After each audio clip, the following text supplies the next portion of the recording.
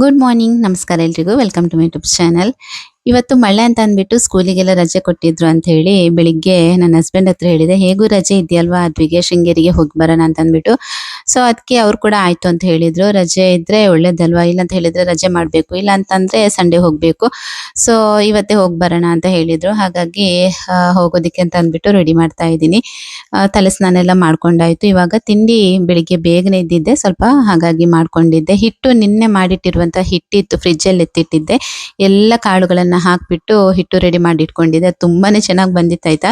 ಆ ಹಿಟ್ಟಿಂದ ಹಿಂದಿನ ದಿನ ದೋಸೆ ಮಾಡಿದ್ದೆ, ಅದ್ರ ನೆಕ್ಸ್ಟ್ ಡೇ ಇವತ್ತು ಅದನ್ನೇ ಸ್ವಲ್ಪ ಬೆಲ್ಲ ತೆಂಗಿನ ತುರಿ ಎಲ್ಲ ಹಾಕ್ಬಿಟ್ಟು ಹಾಗೆ ಇಡ್ಲಿ ಪಾತ್ರೆನಲ್ಲಿ ಸ್ವಲ್ಪ ಹಾಗೆ ಬಟ್ಲಲ್ಲಿ ಹಾಕಿಟ್ಟಿದ್ದೆ. ತುಂಬಾ ಚೆನ್ನಾಗಿ ಬಂದಿತ್ತು.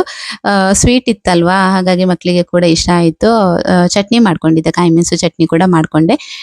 ಸಂಜೆ ಬಂದು ಅಡಿಗೆ ಮಾಡೋದಕ್ಕೆ ಕಷ್ಟ ಆಗತ್ತೆ ಅಂತ ಅಂದ್ಬಿಟ್ಟು ಅಲಸಂಡೆ ಕಾಳು ಆಮೇಲೆ ಹೂಕೋಸು ಬರುತ್ತಲ್ವಾ, ಸೊ ಅದನ್ನ ಹಾಕೊಂಡ್ಬಿಟ್ಟು ಗ್ರೇವಿ ತರ ಮಾಡ್ಕೊಂಡೆ. ಸಂಜೆಗೆ ಈಸಿ ಆಗತ್ತೆ ಅಂತ ಹೇಳಿ ಸಂಜೆ ಅದನ್ನ ಕರ್ಕೊಂಡು ವಾಪಸ್ ನನಗೆ ಮ್ಯೂಸಿಕ್ ಕ್ಲಾಸ್ಗೆ ಹೋಗೋದಕ್ಕಿತ್ತು. ಹಾಗಾಗಿ ಬೆಳಿಗ್ಗೆನೆ ಮಾಡ್ಕೊಂಡೆ. ತಿಂಡಿ ಎಲ್ಲ ತಿಂದು ಹಾಗೆ ಹೊರಟ್ವಿ. ತುಳಸಿದು ದಿನ ಸ್ವಲ್ಪ ತೆಗ್ದಿದ್ದು ನನ್ನ ಹಸ್ಬೆಂಡ್. ಮನೆಯಲ್ಲಿ ತುಳಸಿ ಗಿಡ ತುಂಬಾ ಇದೆ, ಅದನ್ನ ತೆಗ್ದುಕೊಟ್ಟು ಸ್ವಲ್ಪ ಕಾರಲ್ಲಿ ಹೋಗ್ತಾ ಹಾಗೆ ಮಾಲೆ ಮಾಡು ಅಂತ ಅಂದ್ಬಿಟ್ಟು ಅದನ್ನ ಹಾಗೆ ಕಟ್ಟಿದೆ. ಬಾಳೆಯ ಹಗ್ಗ ಬರುತ್ತಲ್ವಾ ಬಾಳೆ ಗಿಡದ್ದು, ಸೊ ಅದರಿಂದನೇ, ಅದು ಶುದ್ಧ ಅಲ್ವಾ ತುಂಬಾ, ಸೊ ಹಾಗಾಗಿ ಅದರಿಂದನೇ ಕಟ್ಟಿದೆ. ನಂತರ ಮಲ್ಲಿಗೆ ಕೂಡ ತಗೊಂಡ್ಬಂದ್ರು, 2 ಚೆಂಡು ತಗೊಂಡ್ಬಂದ್ರು. ಒಂದು ಶೃಂಗೇರಿಗೆ ಅಂತ ತಂದಿರುವಂತದ್ದು, ಇನ್ನೊಂದು ಚೆಂಡು ನಮ್ಗೆ ಮುಡಿಯೋದಕ್ಕೆ ಅಂತ ಅಂದ್ಬಿಟ್ಟು ತಂದ್ರು. ದೇವರಿಗೆ ಕೊಡೋದಕ್ಕೆ ಅಂತ ಅಂದ್ಬಿಟ್ಟು ಹಗ್ಗದ ಬಾಳೆ ಗಿಡದ ಹಗ್ಗದ್ ಬರುತ್ತಲ್ವಾ, ಸೊ ಅದ್ರಿಂದಾನೇ ಆ ಚೆಂಡನ್ನೇ ತಗೊಂಡ್ರು. ಮತ್ತೆ ನಮ್ಗೆ ಅಂತ ಅಂದ್ಬಿಟ್ಟು ಭಟ್ಕಳ ಮಲ್ಲಿಗೆನ ತಂದ್ರು. ಏನಾಯ್ತಂತ ಹೇಳಿದ್ರೆ, ನಾವು ಹೋಗ್ತಾ ಇರುವಂತಹ ದಾರಿಯಲ್ಲಿ ಅಳದಂಗಡಿಯಲ್ಲಿ ಕಲ್ಲುಟಿ ಅಮ್ಮಂದು ದೈವಸ್ಥಾನ ಇದೆ. ನಮ್ಗೆ ಅದು ನೆನಪಿಗೆ ಬಂದಿಲ್ಲ ಹೂ ತಗೋಬೇಕಿದ್ರೆ. ಯಾವತ್ತು ನನ್ನ ಹಸ್ಬೆಂಡ್ ಹೂ ತಗೊಳ್ಳೋರಲ್ಲ, ನಮ್ಗೆ ಮುಡಿಯೋದಕ್ಕೆ ಅಂತ ಅಂದ್ಬಿಟ್ಟು ತುಂಬಾ ಕಡಿಮೆ ಹೂ ತೆಗೆದುಕೊಡೋದು ಅವರು. ಕೇಳಿದ್ರೆ ಮಾತ್ರ ತಗೊಡ್ತಾರೆ. ಇವತ್ತು ನಾನು ಕೇಳಲಿಲ್ಲ, ಆದ್ರೂ ತಂದ್ರು. ಆದ್ರೆ ಏನಾಯ್ತು ಅಂತ ಹೇಳಿದ್ರೆ, ನಮ್ಗೆ ಕ್ಲಿಪ್ ಸಿಕ್ಕಿಲ್ಲ ಕಾರಲ್ಲಿ. ಕಾರಲ್ಲಿ ಕ್ಲಿಪ್ ಇತ್ತು, ಆದ್ರೂ ಕೂಡ ಅದು ಇಲ್ಲ ಅಂತಾನೆ ತಲೆಗೆ ಹೋಯ್ತು ನಮ್ದು. ಹಾಗೆ ಆ ಹೂವನ್ನ ಅಲ್ಲದಂಗಡಿಯಲ್ಲಿ ಕಲ್ಲುಟಿ ಅಮ್ಮನ ದೇವಸ್ಥಾನಕ್ಕೆ ಕೊಟ್ಟು ಇನ್ನೊಂದ್ ಚೆಂಡನ್ನ ಶೃಂಗೇರಿಗೆ ಅಂತ ತಗೊಂಡು ಹೊರಟ್ವಿ. ನಮ್ಗಿಲ್ಲ ಅಂತ ಅಂದ್ರೂ ಪರವಾಗಿಲ್ಲ, ದೇವರಿಗೆ ಕೊಡೋಣ ಅಂತ ಹೇಳಿದೆ. ಅದೇನೋ ಕಲ್ಲುಟಿ ಅಮ್ಮನಿಗೆ ಅಂತಾನೆ ತಲುಪಬೇಕಿತ್ತು ಅಂತ ಕಾಣಿಸುತ್ತೆ. ಇಲ್ಲ ಅಂತ ಹೇಳಿದ್ರೆ ಕ್ಲಿಪ್ ಸಡನ್ ಆಗಿ ಸಿಕ್ಕಿ ನಾವು ತಲೆಗೆ ಮುಡ್ಕೋತಾ ಇದ್ವಿ.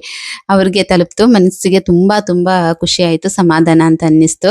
ಹಾಗೆ ಹೋಗ್ತಾ ಇರುವಂತಹ ದಾರಿಯಲ್ಲಿ ಪೈನಾಪಲ್ ಕೂಡ ಮಾಡ್ತಾ ಇದ್ರು, ಅದನ್ನ ತಗೊಂಡು ಖಾರ ಪುಡಿ ಎಲ್ಲ ಹಾಕೊಂಡ್ಬಿಟ್ಟು ತಿನ್ಕೊಂಡು ಹೋದ್ವಿ. ತುಂಬಾ ಖುಷಿ ಆಯ್ತು, ತುಂಬಾನೇ ಸ್ವೀಟ್ ಇತ್ತು. ಇನ್ನ ಈ ದಾರಿಯಿಂದಾಗಿ ಹೋಗ್ತಾ ಇರ್ಬೇಕಿದ್ರೆ ನೇಚರ್ ಎಲ್ಲ ತುಂಬಾ ಚೆನ್ನಾಗಿರುತ್ತೆ.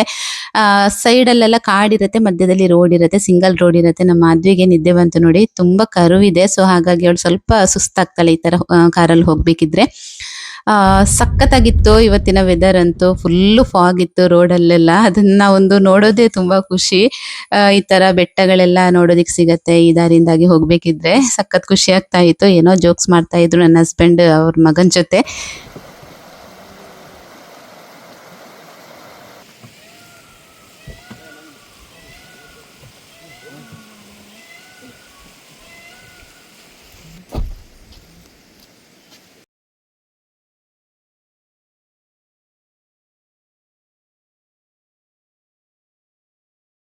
ಕಡೆ ಚೆನ್ನಾಗಿತ್ತು ವ್ಯೂ, ಹಾಗೆ ಚೆನ್ನಾಗಿ ನೀರೆಲ್ಲ ಹರಿದೋಗ್ತಾ ಇತ್ತು. ಅಲ್ಲಿ ನಿಂತ್ಕೊಂಡು ಒಂದೆರಡು ಫೋಟೋ ಎಲ್ಲ ತಗೊಂಡು ಹಾಗೆ ಇವಾಗ ಮುಂದಕ್ಕೆ ಹೋಗ್ತಾ ಇದೀವಿ. ಇವಳು ಇದೇ ತರ ನೋಡಿ, ಇದೇ ತರ ಕುತ್ಕೋತಾಳೆ ಕಾರಲ್ಲಿ. ಎಲ್ಲಿಯಾದ್ರೂ ಲಾಂಗ್ ಹೋಗ್ಬೇಕಿದ್ರೆ ಇನ್ನೂ ಎಷ್ಟು ದೂರ ಇದೆ, ಎಷ್ಟು ದೂರ ಇದೆ ಅಂತ ಕೇಳ್ತಾನೆ ಇರ್ತಾಳೆ. ಆ ತರ ಅವಳಿಗೆ ಅಂದ್ರೆ ಬೇಗ ಹೋಗಿ ತಲುಪಬೇಕು, ಸ್ವಲ್ಪ ದೂರ ಇರ್ಬೇಕು. ಲಾಂಗ್ ಡ್ರೈವ್ ಅಷ್ಟೊಂದು ಇಷ್ಟ ಆಗಲ್ಲ. ಸೊ ಈ ತರ ಅವಳು ಮೆಹಂದಿ ಹಾಕೊಂಡಿದ್ದಾಳೆ. ತುಂಬಾ ಚೆನ್ನಾಗಿ ಡಿಸೈನ್ ಎಲ್ಲ ಹಾಕ್ತಾಳೆ ಮೆಹಂದಿದ್ದು ಆದ್ವಿ. ಹಾಗೆ ನೋಡಿ, ಇಲ್ಲಿ ನಾನ್ ನಿಮ್ಗೆ ತೋರ್ಸೋದಿಕ್ಕೆ ಅಂತ ಅಂದ್ಬಿಟ್ಟು ವಿಡಿಯೋ ಎಲ್ಲ ಮಾಡ್ಕೊಂಡೆ. ತುಂಬಾ ಚೆನ್ನಾಗಿತ್ತು. ಇದು ತುಂಗಾ ನದಿ ಅಂತ ಕಾಣಿಸುತ್ತೆ, ಗೊತ್ತಿಲ್ಲ ನನಗೆ. ದೇವಸ್ಥಾನದ ಹತ್ತಿರ ಇರುವಂತ ನದಿ ಅಲ್ಲ, ಅಲ್ಲೇ ಸ್ವಲ್ಪ ದೂರದಲ್ಲಿ ಈ ನದಿ ಇತ್ತು, ಅಲ್ಲಿಗೆ ಸೇರತ್ತೆ ಅಂತ ಅನ್ಕೋತೀನಿ. ಇದು ತುಂಗಾ ನದಿ. ಹಾಗೆ ಟೆಂಪಲ್ಗೆ ತಲುಪಬೇಕಿದ್ರೆ ನಾವು 12 ಗಂಟೆ ಆಗಿದೆ. ಸೊ ಆ ಟೈಮ್ನಲ್ಲೇ ತಲುಪಿರುವಂತದ್ದು. ಅಲ್ಲಿಂದ ದೇವರ ದರ್ಶನ ಮಾಡ್ಕೊಂಡು ಸ್ವಾಮಿಗಳ ದರ್ಶನ ಮಾಡೋಣ ಅಂತ ಅಂದ್ಬಿಟ್ಟು ಅಲ್ಲಿಗೆ ಹೋದ್ವಿ. ಜೋರ್ ಮಳೆ ಬರ್ತಾ ಇತ್ತು ಆ ಟೈಮ್ನಲ್ಲಿ. ಸೊ ಅಲ್ಲಿ ಹೋದಾಗ ಕೂಡ ಅಷ್ಟೇನೆ ಚೆನ್ನಾಗಿ ಸ್ವಾಮಿಗಳ ದರ್ಶನ ಎಲ್ಲ ಆಗಿ ಊಟ ಎಲ್ಲ ಮುಗಿಸಿ ಹೊರಟ್ವಿ. ದರ್ಶನ ಎಲ್ಲ ಮುಗಿಸಿ ಇವಾಗ ಹೊರಟದ್ದು. ದರ್ಶನ ಮುಗಿಸಿ ಸ್ವಾಮಿ ಹತ್ರಕ್ಕೆ ಹೋಗಿ ಆಮೇಲೆ ಊಟ ಎಲ್ಲ ಮುಗಿಸಿ ಇವಾಗ ವಾಪಸ್ ಮನೆಗೆ 2:30 ಆಗ್ತಾ ಬಂತು. ಇನ್ನು 5:30 ಆಗ್ತದೆ ರೀಚ್ ಆಗಬೇಕಿದ್ರೆ ನಾವು.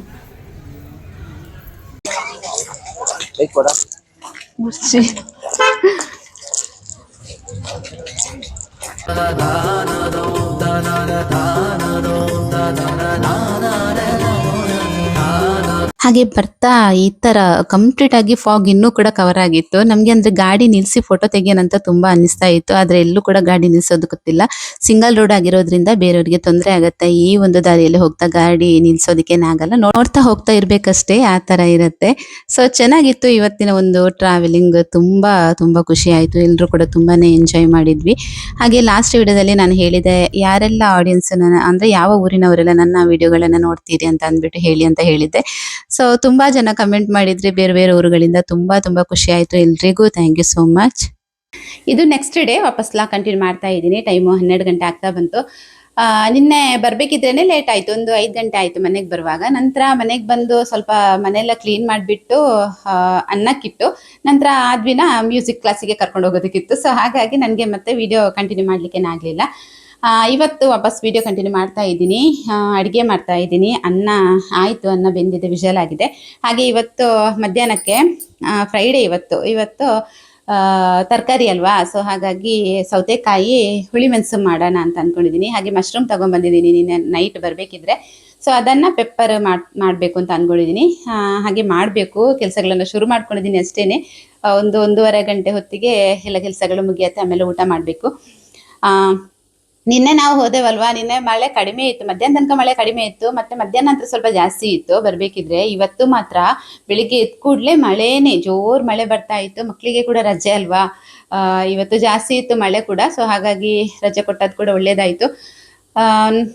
ಇವತ್ತು ಹೋಗುವಂತಹ ಪ್ಲಾನ್ ಮಾಡ್ಕೊಂಡಿದ್ದು ತುಂಬಾ ಕಷ್ಟ ಆಗ್ತಾ ಇತ್ತು. ಎಲ್ಲಿಗಾದ್ರೂ ಹೊರಡುವಾಗ ಎಲ್ಲಿಯಾದ್ರೂ ಹೋಗ್ಬೇಕಿದ್ರೆ ಬೆಳಿಗ್ಗೆ ಎದ್ದ ಕೂಡಲೇ ಮಳೆ ಬರ್ತಾ ಇರತ್ತಲ್ವಾ, ಆವಾಗ ಮೂಡ್ ಆಫ್ ಆಗತ್ತೆ. ಅಷ್ಟೊಂದು ಮೂಡಿರಲ್ಲ, ಹೋಗೋದೇ ಬೇಡ ಅಂತ ಅನ್ಸುತ್ತೆ.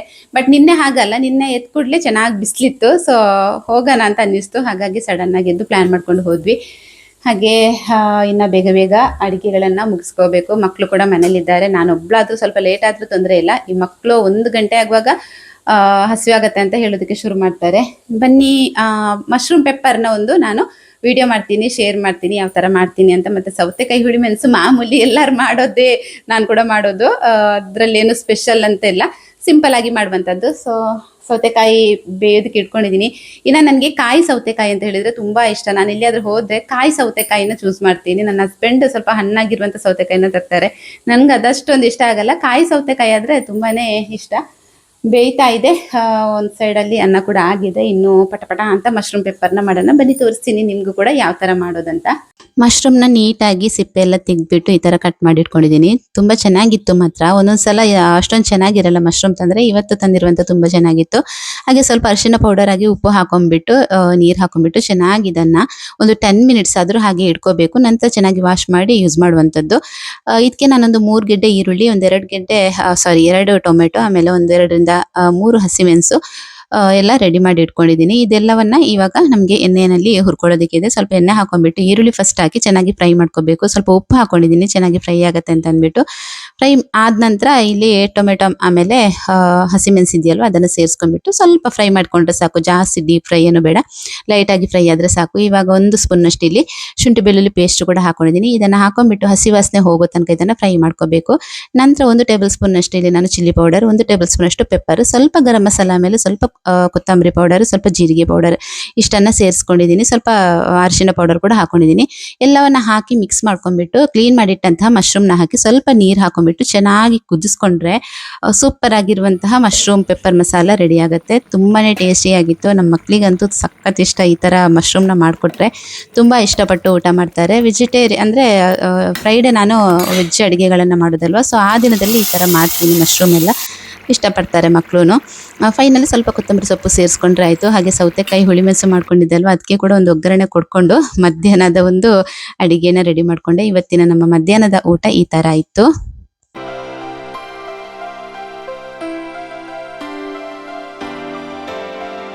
ಹಾಗೆ ಲಾಸ್ಟ್ ವಿಡಿಯೋದಲ್ಲಿ ಒಬ್ರು ಕಮೆಂಟ್ ಮಾಡಿದ್ರು, ನಾವು ನಿಮ್ಮ ವಿಡಿಯೋಗೋಸ್ಕರ ಕಾಯ್ತಾ ಇದ್ದೀವಿ ಅಕ್ಕ, ನೀವು ವಾರಕ್ಕೊಂದು 3 ವಿಡಿಯೋ ಆದ್ರೂ ಅಪ್ಲೋಡ್ ಮಾಡಿ ಅಂತ ಅಂದ್ಬಿಟ್ಟು ಹೇಳಿದ್ರು. ಸೊ ಇದೆಲ್ಲ ನಮಗೆ ಏನಾಗುತ್ತೆ ಅಂತ ಹೇಳಿದ್ರೆ ಒಂದು ಒಳ್ಳೆ ಮೋಟಿವೇಟ್ ಸಿಕ್ಕಾಗತ್ತೆ. ಯಾರು ಏನು ಕಮೆಂಟ್ ಮಾಡದೇ ಇದ್ರೆ ನಾವು ವಿಡಿಯೋ ಹಾಕ್ತೀವಿ, ಕಮೆಂಟ್ಸ್ ನೋಡ್ತೀವಿ, ಏನು ಇರಲ್ಲ ಅಲ್ವಾ, ನಮಗೆ ಕೂಡ ಬೇಜಾರಾಗತ್ತೆ. ಏನು ಇಲ್ಲ, ಏನು ವಿಡಿಯೋ ಮಾಡಲಿ, ಯಾರಿಗೂ ಇಷ್ಟ ಆಗಲ್ವೇನೋ, ಯಾರ್ದು ಕೂಡ ಅಷ್ಟೊಂದು ಫೀಡ್ಬ್ಯಾಕ್ ಬರ್ತಾ ಇಲ್ಲ ಅಂತೆಲ್ಲ ತಲೆಗೆ ಹೋಗುತ್ತೆ. ಯಾರಾದ್ರೂ ಈ ತರ ಕಮೆಂಟ್ಸ್ ಕಮೆಂಟ್ಸ್ ಮಾಡಿದಾಗ ತುಂಬ ಖುಷಿ ಆಗತ್ತೆ ಆಯ್ತಾ. ನಮಗೆ ಒಂದು ಒಳ್ಳೆ ಮೋಟಿವೇಶನ್ ಸಿಕ್ಕಿ ನಾವು ಕೂಡ ವಿಡಿಯೋ ಮಾಡೋದಕ್ಕೆ ಒಂದು ಒಳ್ಳೆ ಎನ್ಕರೇಜ್ ಸಿಕ್ಕಾಗತ್ತೆ ನಮಗೂನು. ಅದೇನಂತ ಗೊತ್ತಿಲ್ಲ, ಎಲ್ಲ ಯೂಟ್ಯೂಬರ್ಸ್ ಕೂಡ ಇದೇ ತರ ಇರ್ತಾರೆ. ಕಮೆಂಟ್ಸ್ಗೋಸ್ಕರನೇ ಕಾಯ್ತಾ ಇರ್ತೀವಿ ನಾವು. ಯಾರಾದ್ರೂ ಏನಾದ್ರು ಹೇಳ್ತಾರಾ ಯಾವ್ದಂದ್ರೆ ಬೇರೆ ಬೇರೆ ವಿಡಿಯೋ ಇಷ್ಟ ಆಗತ್ತೆ ಕೆಲವೊಬ್ಬರಿಗೆ, ಅವರು ಸಜೆಷನ್ ಮಾಡ್ತಾರೆ ಈ ತರ ಮಾಡಿ ಅಕ್ಕ ಅಂತ ಅಂದ್ಬಿಟ್ಟು. ಇಲ್ಲ ಅಂತ ಹೇಳಿದ್ರೆ ಏನಾದ್ರು ಕ್ವಶನ್ಸ್ ಇದ್ರೆ ಕೇಳ್ತಾರೆ, ಅದಕ್ಕೆಲ್ಲ ಆನ್ಸರ್ ಮಾಡಬಹುದು. ಅದೆಲ್ಲ ಒಂದು ದೊಡ್ಡ ಖುಷಿ ನಮ್ಗೆ ಕಂಟೆಂಟ್ ಕ್ರಿಯೇಟರ್ಸ್ ಗಳಿಗೆ.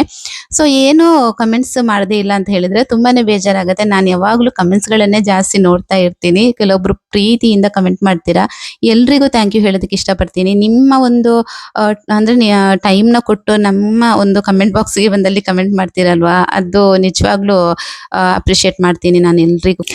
ನನಗೆ ಹೇಗಂತ ಹೇಳಿದ್ರೆ ಯೂಟ್ಯೂಬ್ ಇಂದ ನಾನು ಅರ್ನಿಂಗ್ಸ್ ಮಾಡ್ತೀನೋ ಬಿಡ್ತೀನೋ ನಿಜವಾಗ್ಲೂ ನಾನು ಅದ್ರ ಬಗ್ಗೆ ಜಾಸ್ತಿ ತಲೆ ಕೆಡಿಸ್ಕೊಳ್ಳಲ್ಲ. ವಿಡಿಯೋ ಹಾಕ್ತೀನಿ, ಇದೊಂದು ನನ್ನ ಫ್ಯಾಷನ್ ಅಂತ ಹೇಳ್ಬೋದು. ನನಗೆ ತುಂಬಾ ಇಂಟ್ರೆಸ್ಟ್ ಇರುತ್ತೆ ವಿಡಿಯೋ ಮಾಡೋದು, ಅಪ್ಲೋಡ್ ಮಾಡೋದು, ಎಡಿಟ್ ಮಾಡೋದೆಲ್ಲ. ಟೈಮ್ ಪಾಸ್ ಕೂಡ ಆಗುತ್ತೆ ನನಗೆ. ಹಾಗೆ ನಿಮ್ಮ ಪ್ರೀತಿ ಸಿಕ್ಕಿದೆ ಅಲ್ವಾ, ಅದು ತುಂಬಾ ಖುಷಿ ನನಗೆ. ಇನ್ನೂ ತುಂಬಾ ಜನರ ಪ್ರೀತಿ ಸಿಕ್ಕಿದೆ. ತುಂಬಾ ಜನರು ಪ್ರೀತಿಯಿಂದ ನನ್ನ ವಿಡಿಯೋಸ್ಗಳನ್ನು ನೋಡ್ತಾರೆ, ಲೈಕ್ ಕೊಡ್ತೀರಾ, ಆಮೇಲೆ ಕಮೆಂಟ್ಸ್ ಮಾಡ್ತೀರಾ. ಸೊ ಅದು ತುಂಬಾ ಖುಷಿ. ಅದಕ್ಕಿಂತ ದೊಡ್ಡದದ್ದು ಇನ್ನೇನಿಲ್ಲ ಅಂತ ಅನ್ಸುತ್ತೆ ಜೀವನದಲ್ಲಿ. ಮನುಷ್ಯ ಮೊದಲಿಗೆ ಸಂಪಾದಿಸಬೇಕಾದ್ದು ಮನುಷ್ಯರ ಪ್ರೀತಿ. ದೇವರ ಆಶೀರ್ವಾದ ಪ್ರೀತಿ ಮನುಷ್ಯನಿಗೆ ಯಾವಾಗ್ಲೂ ಇದ್ದೇ ಇರತ್ತೆ. ಬಟ್ ಮನುಷ್ಯರ ಪ್ರೀತಿ ಆಶೀರ್ವಾದವನ್ನ ಪಡ್ಕೊಳ್ಳೋದು ತುಂಬಾ ಕಷ್ಟ. ಅದನ್ನ ಮೊದಲು ಪಡ್ಕೋಬೇಕು ಅನ್ನೋದೇ ನನ್ನ ಆಸೆ ಇತ್ತು. ಸೊ ಅದು ಇವಾಗ ಒಂದು ನೆರವೇರಿದೆ ಅಂತಾನೆ ಹೇಳ್ಬೋದು. ಹಾಗೆ ಸಂಜೆ ಟೈಮಲ್ಲಿ ಸ್ವಲ್ಪ ಕೆಲಸಗಳೆಲ್ಲ ಇತ್ತು, ಅದೆಲ್ಲ ಮುಗಿಸ್ಕೊಂಡು ಪೇಟೆ ಕಡೆಗೆ ಹೋಗಿದ್ದೆ. ನಮ್ಮ ಮಾಧವಿ ಏನೋ ಮಾಡ್ತೀನಿ ಅಂತ ಹೇಳಿದ್ದು, ಬಾಳೆಹಣ್ಣು ಆಮೇಲೆ ಖರ್ಜೂರ ತನ್ನಿ ಅಂತ ಹೇಳಿದ್ದು, ಅದನ್ನ ತಗೊಂಡ್ಬಂದೆ. ಲಯಾನ್ ಇದ್ದು ಖರ್ಜೂರ ಇತ್ತು, ಸೊ ಅದು ಒಂದಕ್ಕೊಂದು ಫ್ರೀ ಇತ್ತು. By one get one free ಇತ್ತು. 120 rupees. ತುಂಬಾ ಚೆನ್ನಾಗಿರುತ್ತೆ ಲಯಾನ್ ಅವ್ರದ್ದು ಖರ್ಜೂರ. ಸೊ ಅದನ್ನ ತಗೊಂಡ್ಬಂದೆ. 2 ಐಟಮ್ ತರೋದಕ್ಕಿತ್ತು, ಅದನ್ನ ತಗೊಂಡ್ಬಂದಿದ್ದೀನಿ. ಹಾಗೆ ಇಲ್ಲಿ ಇವಾಗ ಅದು ಮಾಡ್ತಾಳೆ, ಏನೋ ಮಾಡ್ತಾಳೆ, ಗೊತ್ತಿಲ್ಲ ಏನ್ ಮಾಡ್ತಾಳೆ ಅಂತ ಅಂದ್ಬಿಟ್ಟು. ಸೊ ಇದನ್ನ ಮಾಡೋದಕ್ಕೆ ಅಂತ ಅಂದ್ಬಿಟ್ಟು ಸ್ವಲ್ಪ ಬಾದಾಮಿನ ಈ ತರ ಒಂದು ಮಿಕ್ಸಿ ಜಾರಿಗೆ ಹಾಕೊಂಡ್ಬಿಟ್ಟು ತರಕಾರಿಯಾಗಿ ಅದನ್ನ ಪೌಡರ್ ಮಾಡ್ಕೊಂಡ್ಲು. ನಂತರ ಒಂದು ಮಿಕ್ಸಿ ಜಾರಿಗೆ ಒಂದು 4 ರಿಂದ 5 ಏಲಕ್ಕಿ ಬಾಳೆಹಣ್ಣು ಹಾಕೊಂಡು, ಒಂದು 10 ಖರ್ಜೂರನ ಹಾಕೊಂಡ್ಬಿಟ್ಟು, ಒಂದು ಅರ್ಧ ಕಪ್ ಓಟ್ಸ್ ಹಾಕೊಂಡಿದ್ದಾಳೆ. ಇದೆಲ್ಲವನ್ನ ಸ್ವಲ್ಪ ಹಸಿ ಹಾಲನ್ನ ಹಾಕೊಂಡ್ಬಿಟ್ಟು ಚೆನ್ನಾಗಿ ಇದನ್ನ ಗ್ರೈಂಡ್ ಮಾಡ್ಕೋಬೇಕು. ಅಂದ್ರೆ ಸ್ಮೂದಿ ತರ ಮಾಡ್ಕೋಬೇಕು, ಜ್ಯೂಸ್ ತರ ಮಾಡ್ಕೋಬಾರ್ದು, ಸ್ಮೂದಿ ತರ ಮಾಡ್ಕೊಬೇಕು. ಸ್ವಲ್ಪ ನೀರು ಹಾಕೊಬೇಕು. ಆಮೇಲೆ ಸ್ವಲ್ಪ ಹಸಿ ಹಾಲನ್ನೇ ಹಾಕೊಂಡಿದ್ದೀನಿ ನಾನು. ಕಾಯಿಸಿಟ್ಟ ಅಂತ ಹಾಲಾದ್ರೂ ಪರವಾಗಿಲ್ಲ, ಹಾಕೋಬಹುದು.